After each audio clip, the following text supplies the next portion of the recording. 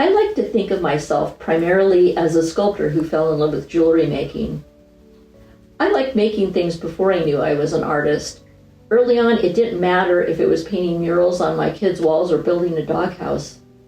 It didn't matter that I didn't know how to do any of these things or even have the right tools, maybe just a little ingenuity.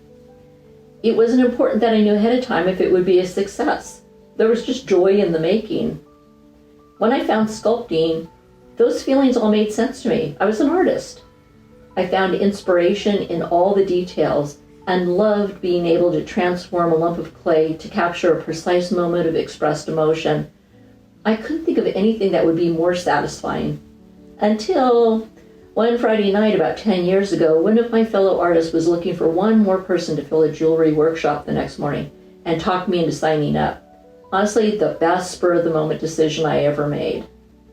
I was introduced to jewelry making and I was hooked. I like to think of it as the sparkly little sister. And the creative opportunities of designing and making jewelry were so intriguing to me, I couldn't resist. I wholly embraced the smaller sculptural version of artistic expression.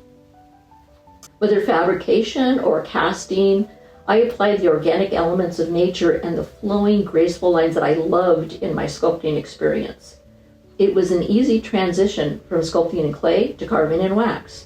Both use the lost wax casting process, but with jewelry, I am casting in precious metal in my own studio rather than using foundry.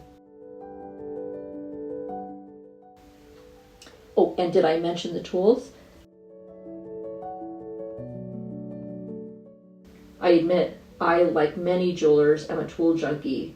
From the simplest of hand tools to kilns and casting equipment, and then there's mold making, which involves a vulcanizer and injection pump, to lapidary equipment, polishing and grinding wheels, wet sand saws and flat laps, and a lot of fire.